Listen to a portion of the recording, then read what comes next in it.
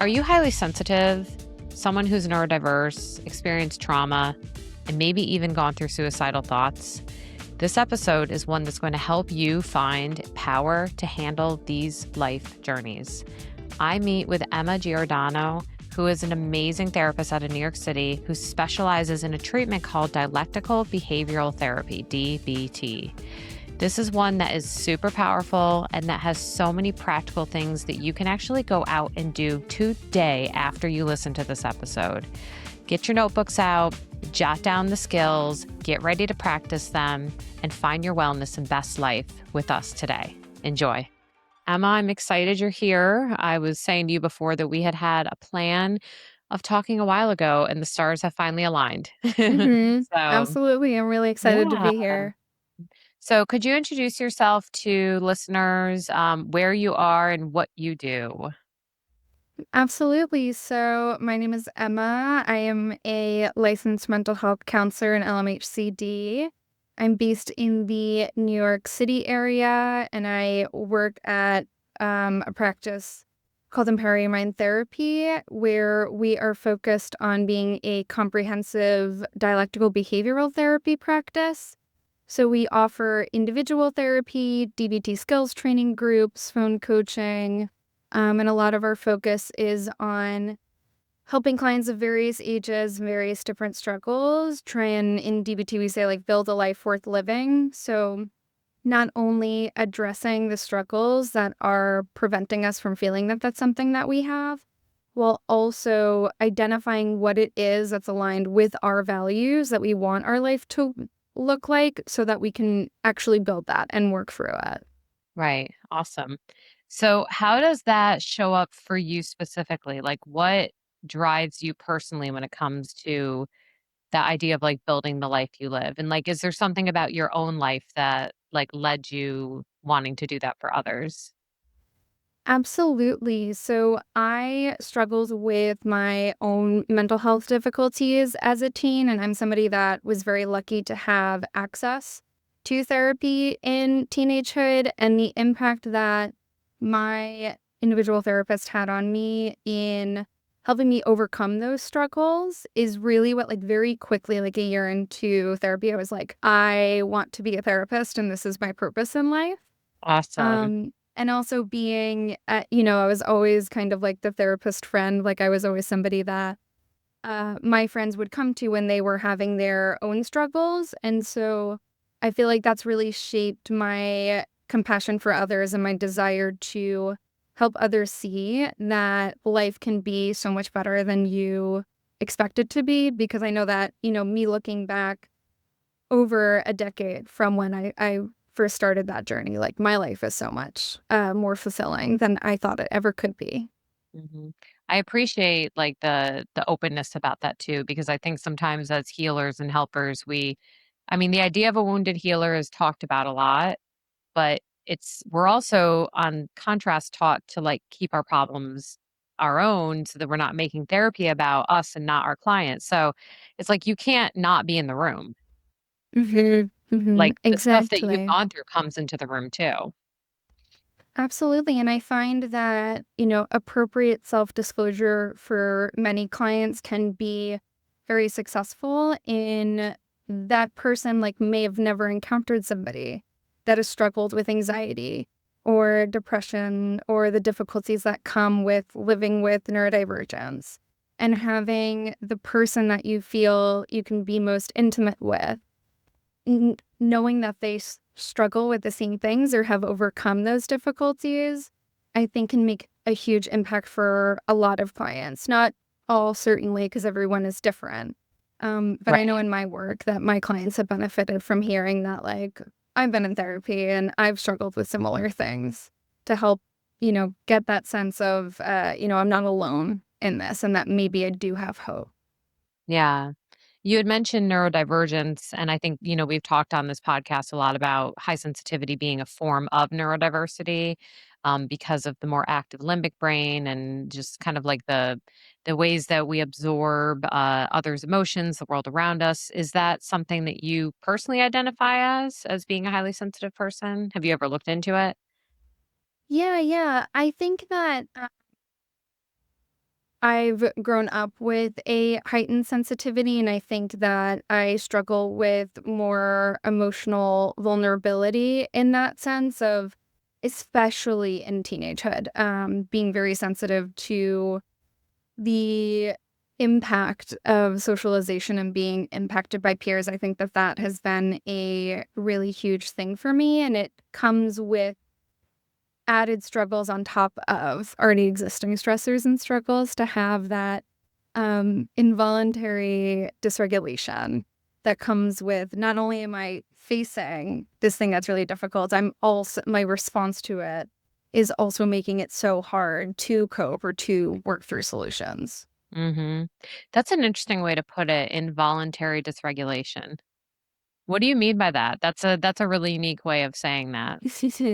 Well, I think that, dysregulation is often very much involuntary. I think that most people who experience emotional dysregulation aren't doing so because they want to be in that state. I think Right. that I highlight the word involuntary because it can come on so strongly, so unexpectedly, and it's hard to withstand that.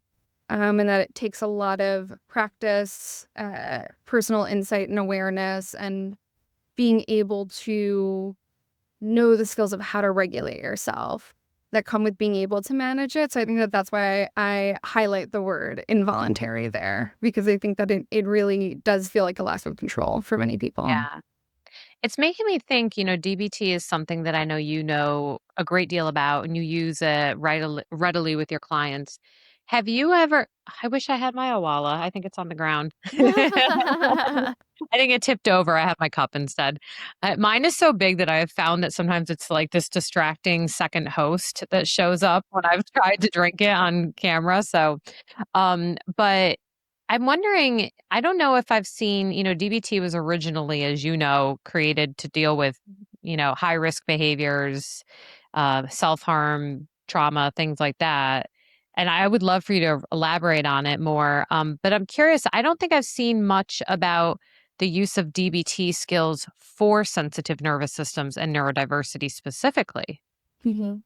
Um, Absolutely. You're totally correct that that is like the core of why DBT was developed, and part of, like a huge part of people in DBT are struggling with those difficulties.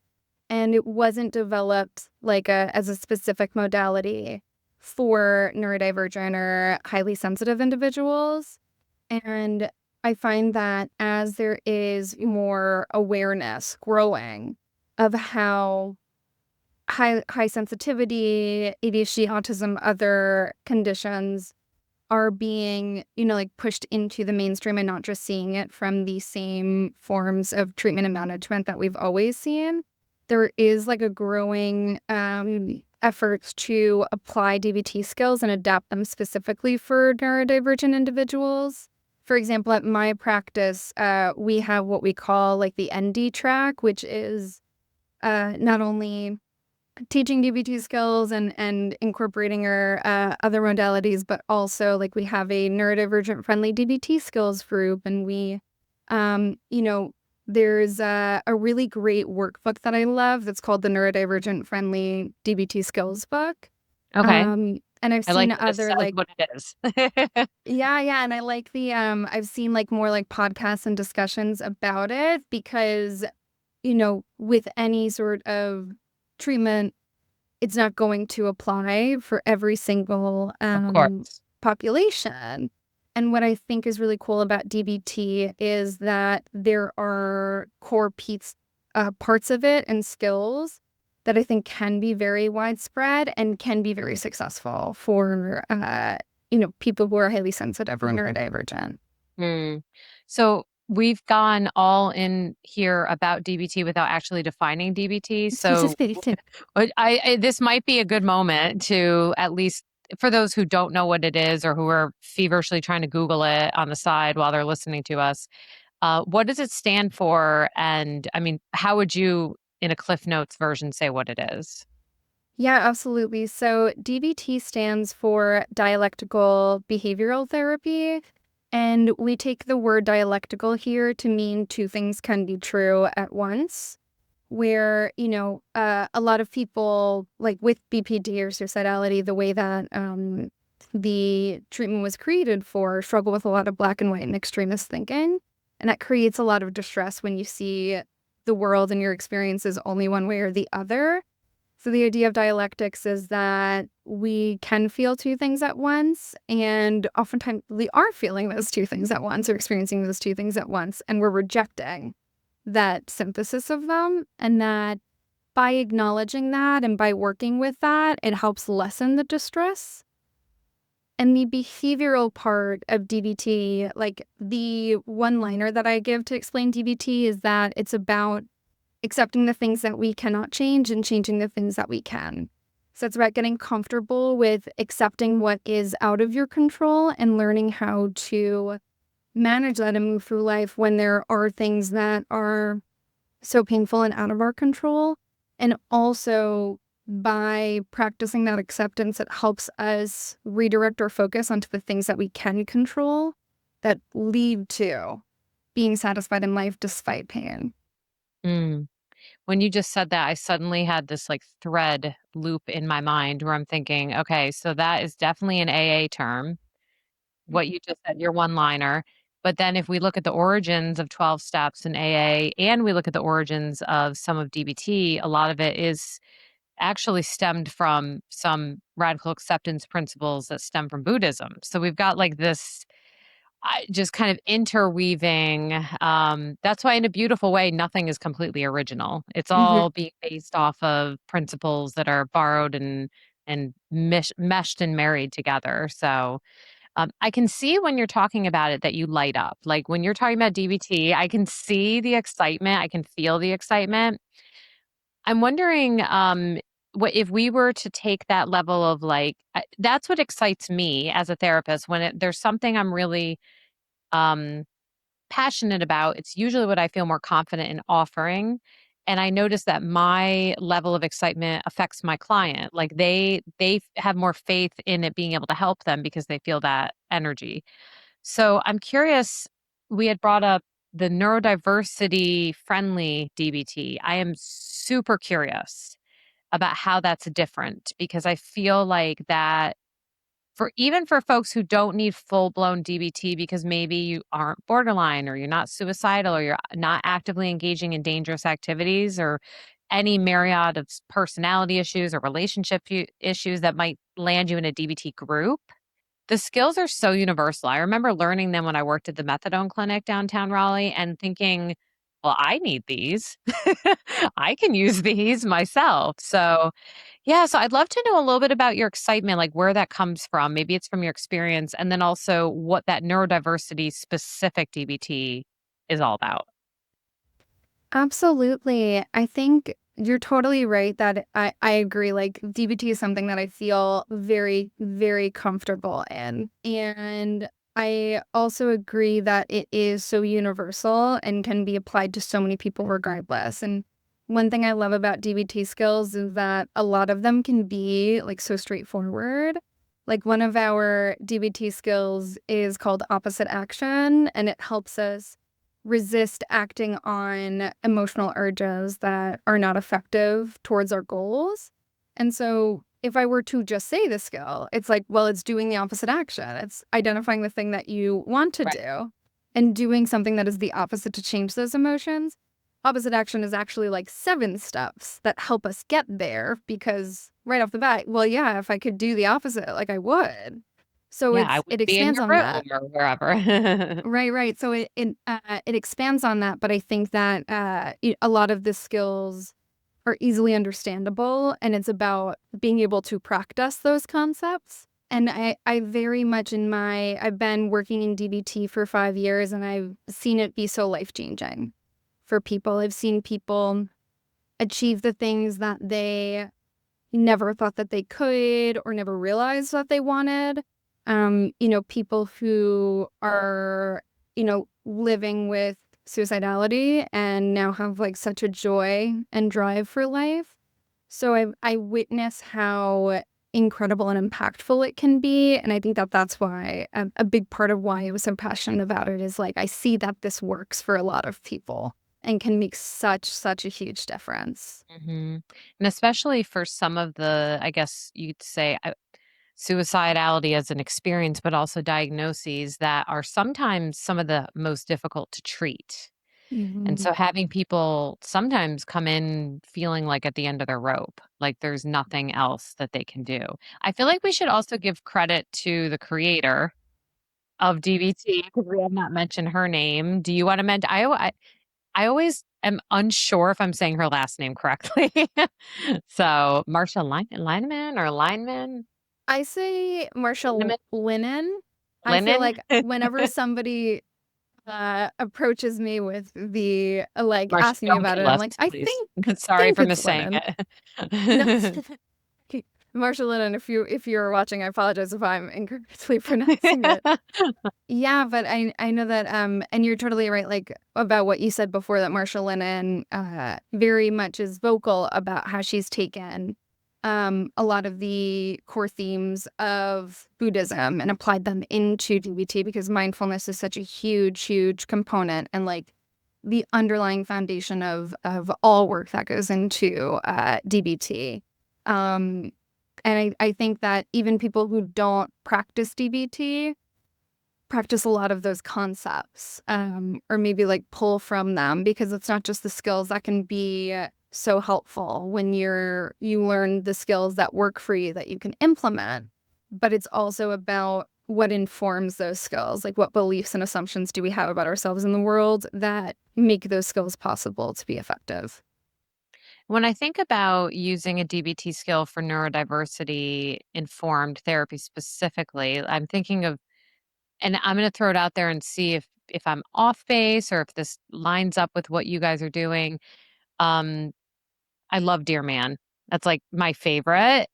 It's my favorite. I think because I work with people who are in relationship trauma a lot or have been gaslit or have been mistreated and they don't feel like they can speak up for themselves. So, describe, express, assert, reinforce, mindfully, appearing confident and willing to negotiate, like the whole thing.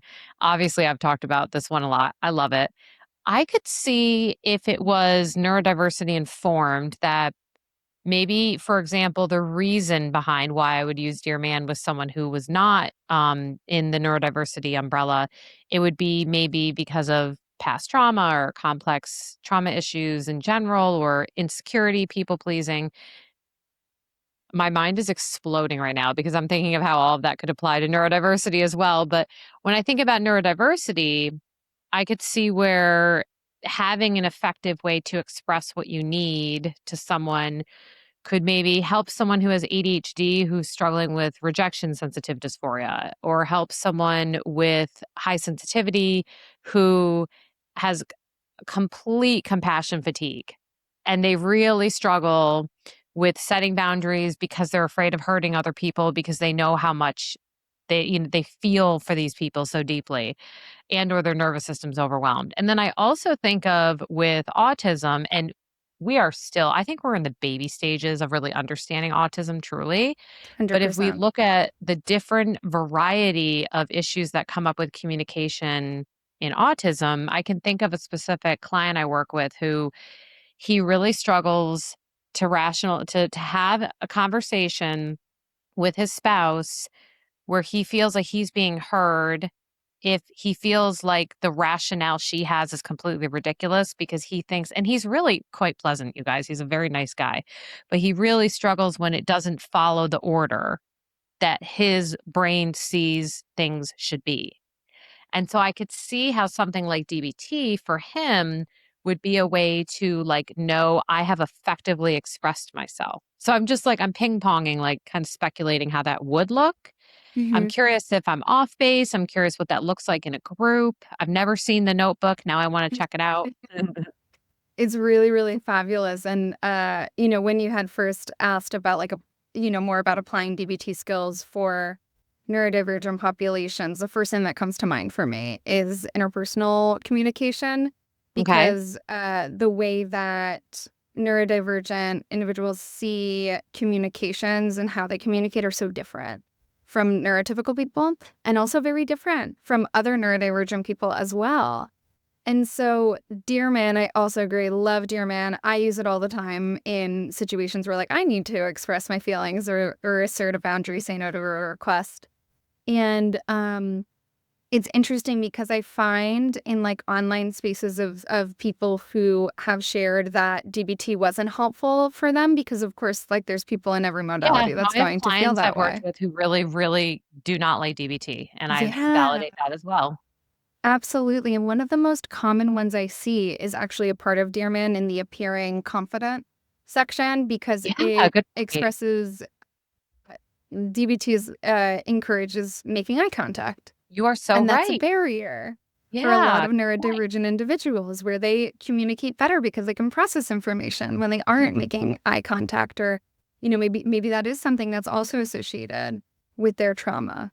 Right, And my perspective of applying that to neurodivergent folks is, okay, don't make eye contact. Like, what else do we pull from this of how we can appear confident or move forward in a way that, is aligned to what we think that ourselves having confidence would look like?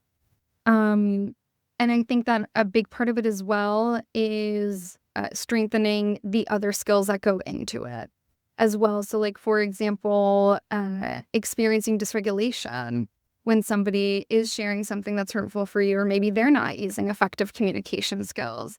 Coming back to those distress tolerance skills, I think is really crucial, or being able to understand and radically accept the limitations of other people, or that, like, your partner may not see it the same way that you do. And at the same right. time, we still can work to find a compromise or some shared understanding, even if not all of that shared understanding will be reciprocated on both sides. But like there's still something there that we can find that's in the middle that Right. can make it possible for us to move forward and, maintain and strengthen our relationship, even if every single part doesn't line up for both of us.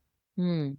Yeah, that's such a good point with the eye contact piece. I'm really glad you brought that up. I mean, that's not something I would have thought of off the top of my head, Mhm. but it actually reminds me of a huge failing I made as a therapist where I had a client I've been working with for years that we thought the reason she struggled with eye contact was because of her trauma with her childhood and the way that she was raised. And it took years of us working together before I finally like the cloak was raised, the blindfold was raised off me, and I was able to say, maybe we should do a couple assessments for autism because and it was this moment we were just talking about something and she said something about I don't know how not that I don't know how to relate, but I don't know how to be in this world like other people were. And it wasn't a suicidal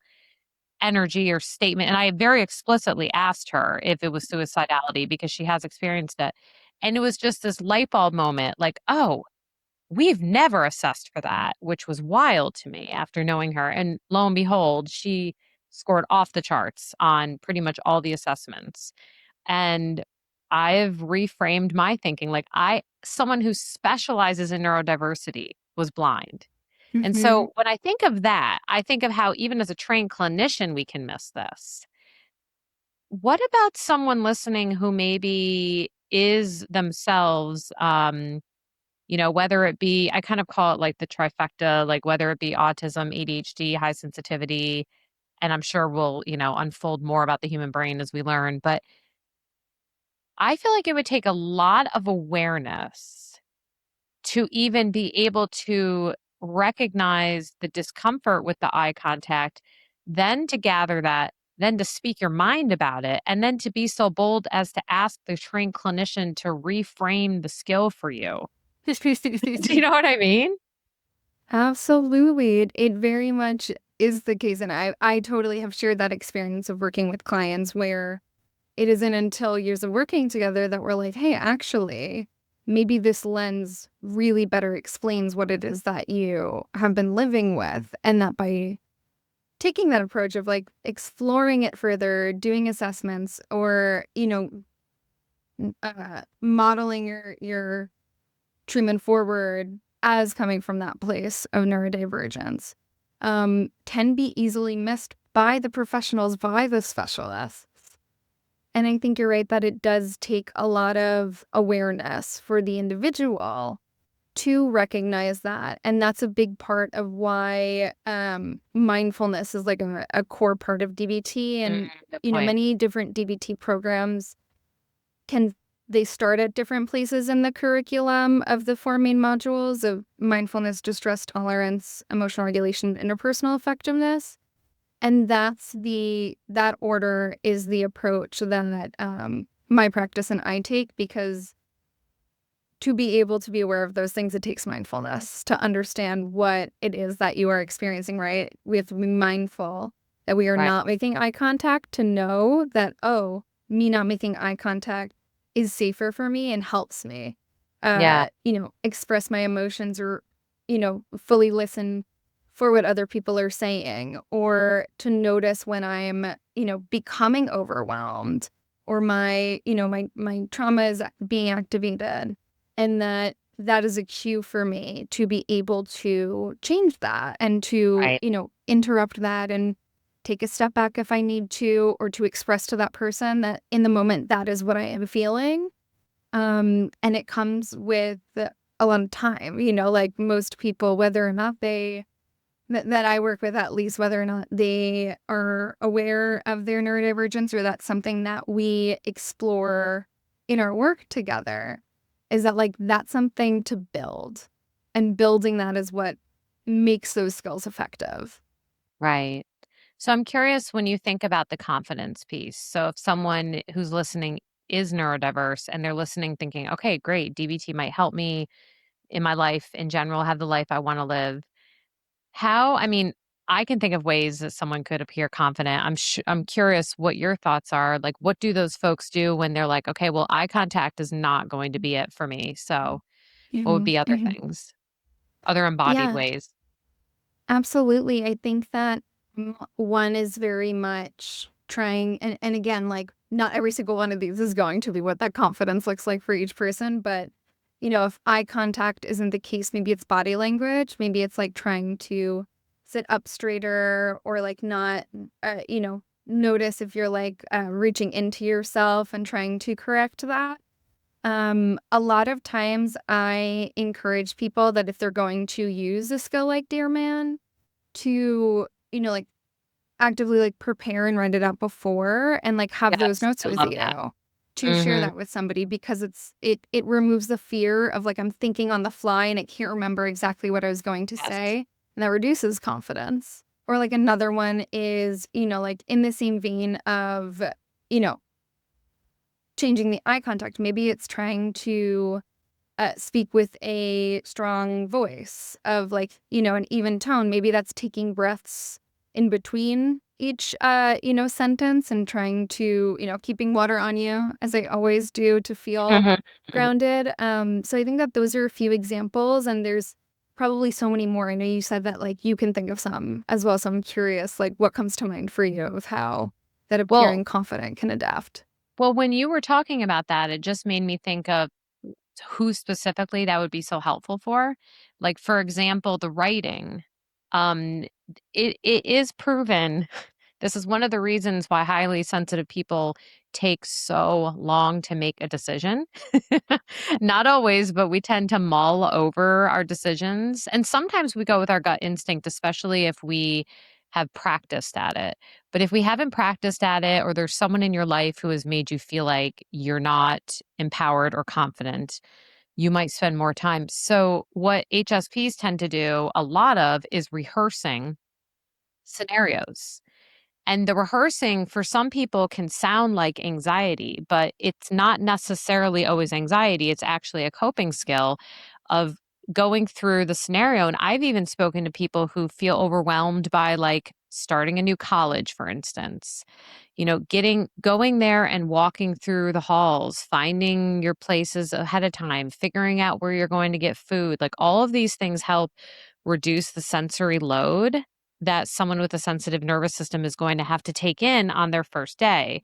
So, what you were saying about writing it down really aligns with that because it's kind of like walking through campus. Like you're Mhm. figuring out ahead of time what you might say, and then you can rehearse it to your point. So, maybe it's not even what you really say the day that you confront them, but your Mhm. nervous system has had practice. So, that really stood out to me. And then you said the thing about breathing. Whew, I felt that for ADHDers. Mhm. Because the amount and trauma, honestly. So, the amount of trauma bodies and ADHDers that I work with, and I'm saying this just to hit all genders, all, everyone, um, is is sometimes that disconnect with your nervous system and forgetting the importance of breath. So I can see where that might be something you do in all DBT world, but with folks who struggle with that on a regular basis, even when they're not triggered, I could see that being especially helpful. Mhm. Exactly, exactly. Yeah. I think that breathing is something that we do automatically all day long, and we really underestimate the value of it and what focusing on our breathing, noticing the sensations of like air coming into our nose, going out of our mouth, or counting our breaths to like focus our attention on that. It is so, so powerful. And I feel like many people view it as like such a cliche of therapists talking about breathing. And it's like, well, the reason you're hearing it so much is because it's so valuable. And it really does make a huge difference. Oh, I love that. You're noticing it because of its value. Exactly, That's a exactly. beautiful way of putting that. And So what I you know said, oh, no, please keep going. what I was just going to say about what you said about rehearsing is also particularly relevant because we have a DBT skill called Cope Ahead. And it's one of my favorite DBT skills, especially for dealing with anxiety and rumination, because so often anxiety is acting from a protective place of like, if I think about this, if I think about every single worst case scenario, I will be prepared for it. I can't be like disappointed or caught off guard. Yeah. And the truth is that all of that preparation isn't actually preparing you for what happens if it does. What if we thought about what would happen in the worst case scenario and what would happen if we coped with it effectively? And a big part of Cope Oh, Ahead I love is, that. yeah, and a big part of it is like really closing your eyes and imagining yourself in the situation, having a plan of what you would do in those different situations, and really focusing on like what is the experience Yeah. of being in that moment feel like, as well as what does it feel like to be effectively like making it through it and ending with an outcome where you're like, I dealt with this in a way that I feel confident in and I feel empowered by. And then we follow up that rehearsal with relaxation of like grounding your Moving body back towards down that. again. I love that. I literally can think of a client I saw earlier today that would have been good for. Mhm. Um, do you have people, like, journal that out, or do they just do it in their imagination? Like, what is usually the most effective way to do cope ahead? I think the like very traditional DBT like view of that practice is the like imaginal rehearsal, which I think is very valuable because it It's it more in like you line with said, it how like anxiety feels operates. like you are working through it.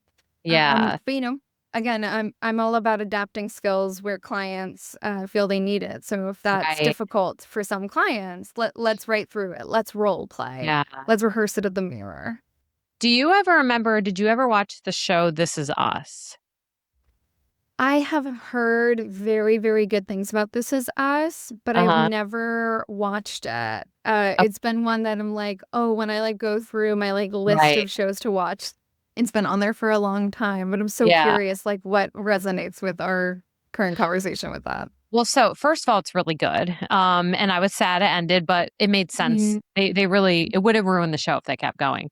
There is a character on the show who has crippling anxiety. He's highly accomplished, but he has a lot of self-doubt, insecurities, and will get these kind of almost panic attack moments. And so him and his wife will do these like worst case scenario things where when he gets anxious, they'll say, okay, what's the worst? They have like a cute name for it, but they're like, okay, what's the worst thing that could happen? No, make it worse. Make it worse. It's almost like preparing your body to be like okay with whatever comes up. Now, they didn't have the great DBT skill of imagine you're coping with it, Mhm. but it kind of reminds me of they were halfway there Mhm. with their idea. They Mhm. were on their way. That's so great. I love that because it seems like it would match really well with people who are deeply conscientious and deep thinkers who just almost naturally think of the worst case scenario because you're constantly preparing, whether it be because of trauma or sensitivity. Um, and then I like it too because it's not like saying stop doing that. It's not saying, you just get over it. Mhm. You can't predict the future. It's like, okay, if you're going to do it, here's a way to make it actually healthier for you to do it. Mhm. Mhm. I love that, and I'm taking that with me and putting it in my little toolbox, and I am grateful for you for that. Oh, I'm so glad, I'm so Yeah, glad, and, I think that you really, described that well. I'm like, if we are going to ruminate and that's something that we struggle with, okay, like, let's accept that this is part of the process for you in being able to, cope with an anticipated stressor, and instead of just the worrying, just telling me every single little detail of what could happen. Let's come up with a plan so that you are actually prepared for it and not right. just fearing it. I love that. So I would hate to miss out on one of the other things that I promised we were gonna touch on because I know it's a big part of your practice, it's a big part of the work that you do. And it's a big part of why DBT was even created, which is to work with suicidal ideation and whether it be active, passive, chronic, whatever stages they're in. What do you see in your work as far as why this kind of approach is so powerful for suicidality? And if someone is listening and either they're struggling with it or they know someone who is, what would you say is, and I know there's no one size fits all for everyone, but what would you say is maybe one or two of the skills that you see to be the most powerful or just really the most important for people struggling with that? Yeah, absolutely. And I think that a large part of like what goes into someone finding themselves in that space is because they don't see direction, they don't see a way out of what they're experiencing, and because of that they don't feel competent in managing that and being able to overcome that. And that's why it seems like there's no escape. And I think that the two things that come to mind for me that are on different ends of the spectrum of moving to a place of wanting to live. The first one are, like any of our distress tolerance skills, which are things that help us. Essentially, it's not about feeling better. Like, sometimes these skills help us feel better, and that's great, but the intention is helping us to refrain from acting on impulsive emotion-based urges that oftentimes will result in the problem being worse for us. So one of the ones that I really love and have found particularly successful with clients who struggle with suicidal ideation or self-harm is what we call the TIP skill. DBT is all about acronyms. We Yes, love like lots an of easy way to them. remember them. The T in TIP stands for temperature. The I is for intense exercise. And there's a little variation for some people that do like two P's or one P. But essentially, those are both paced breathing and progressive muscle relaxation paired together. And the reason these skills are grouped together is because they're all about um, changing our body's chemistry in order Right. to change our emotions and our distress. And so I'm always a big fan of the temperature one, especially in addition to the breathing, because within mammals, we have this response to cold water being put on our face where, like think about it as like when you jump into a really, really cold body of water. It's like a shock to your system. It's the only thing that you can think about until you get Right. comfortable in regulating the temperature again. And so applying cold water to your face, and I always say like the super like traditional DBT application of it is filling a bowl with ice water and dunking your face into it and like having that Oh, like full anti-inflammatory submersion. too. Exactly. It's a facial at Extra the same benefit.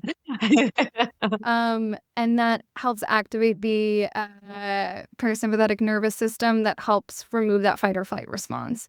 And it's when that fight or flight response is so high that the urges associated with suicidal thoughts are the highest. So giving you that space from it and having your body adjust to it, even if your emotions and your mind haven't fully adjusted to that, can help you, recognize that like there's a choice point here and I have a choice.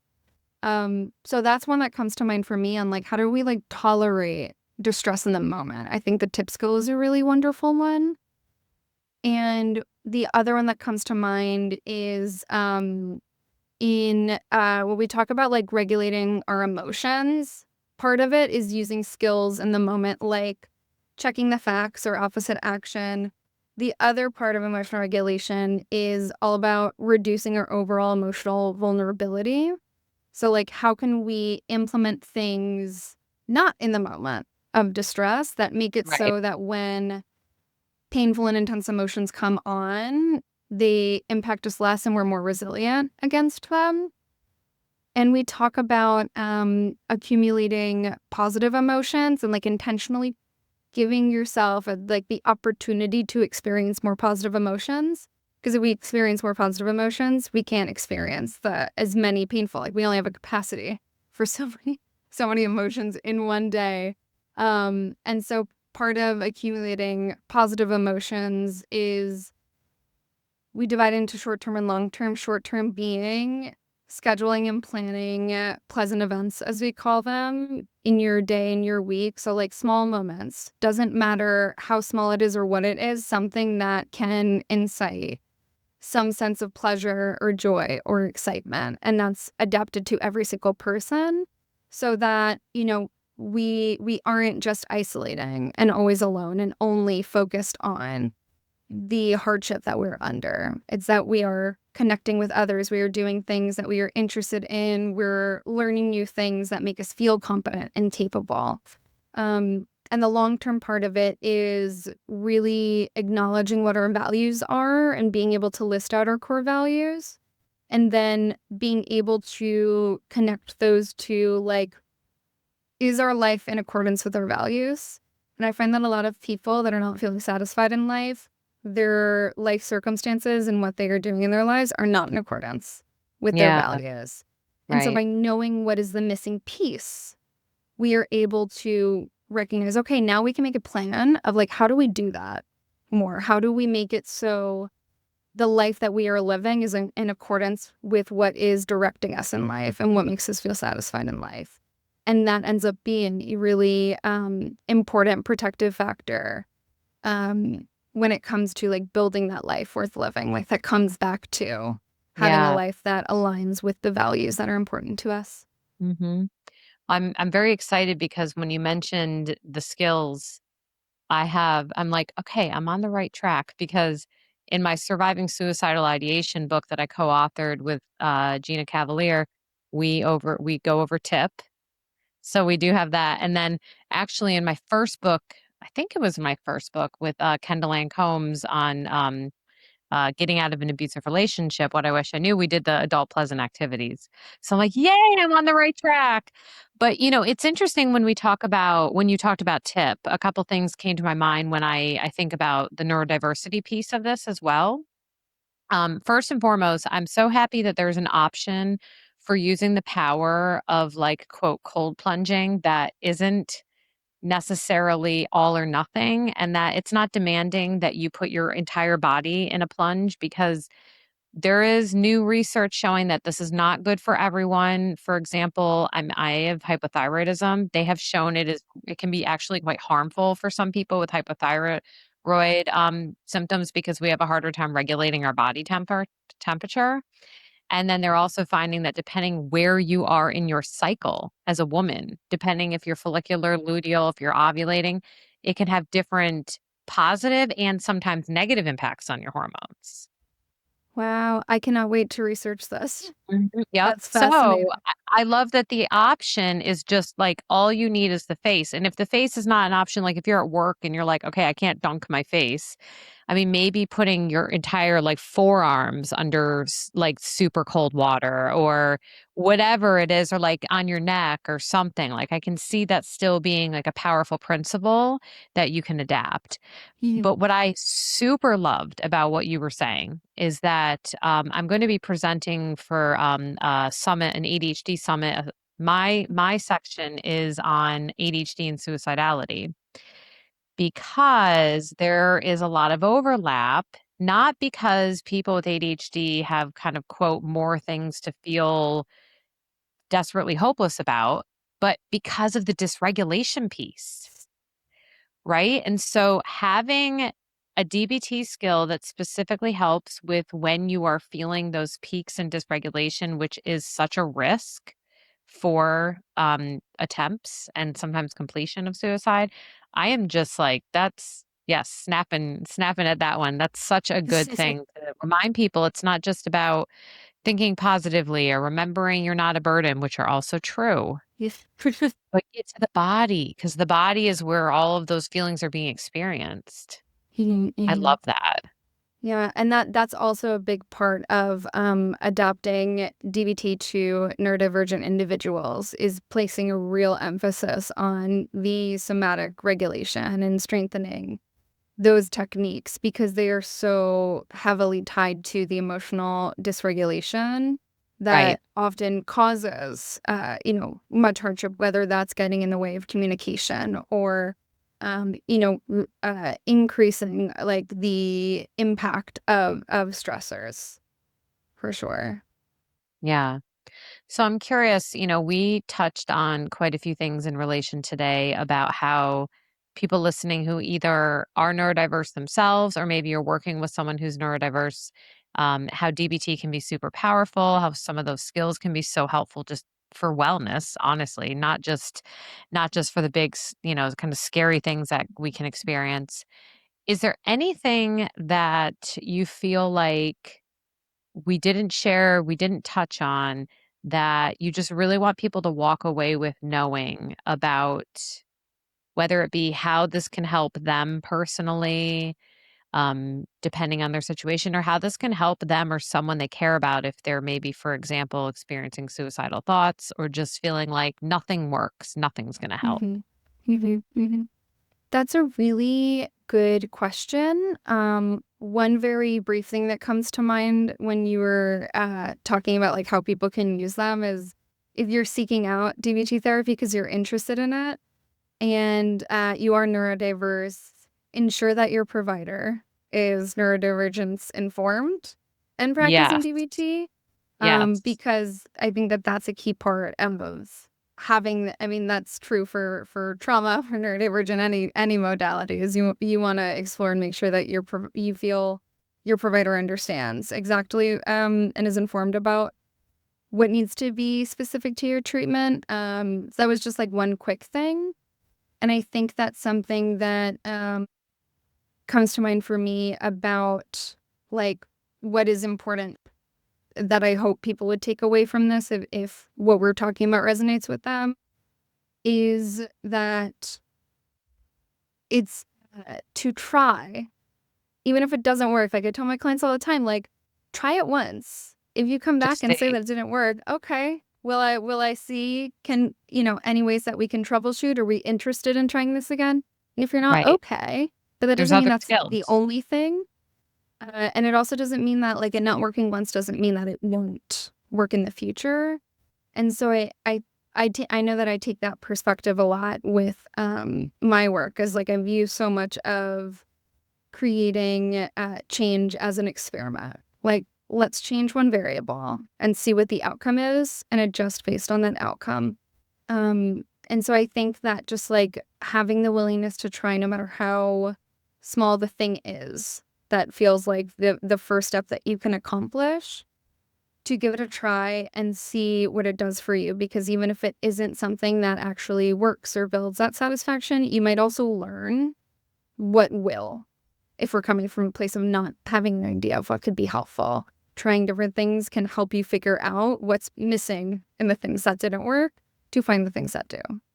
It's so interesting because I feel like that alone is very DBT because, like, not becoming hyper connected to the outcomes. Exactly. You're like, "Be DBT about DBT."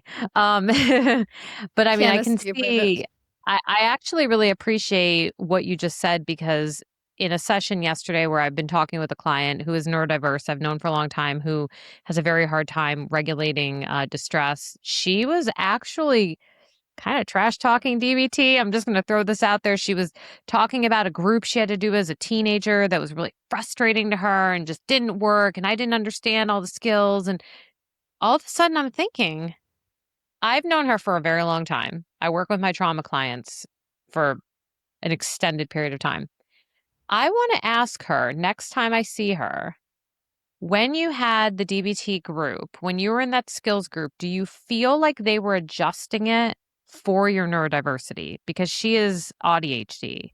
So Mhm. she's autistic and has ADHD and has a lot of nervous system reactivity and hyperactivity. So I want to ask her about that. And then maybe look at, were there any skills that you remotely think worked a little bit? And is there a way we can adjust it to your neurodiversity? Thank you, Emma, for giving me an idea of something I'm going Mhm. to do with this client in 2 weeks. So it was really just so awesome finally connecting. I know we really worked hard to make this happen. So I'm glad to be connected. I would love to continue supporting your agency and what you all do and stand for. And if there's anything I can do, feel free to reach out. But with that being said, people who maybe want to work with you, I don't know if you're only licensed in New York. I know sometimes people get tri-state licensure in your area.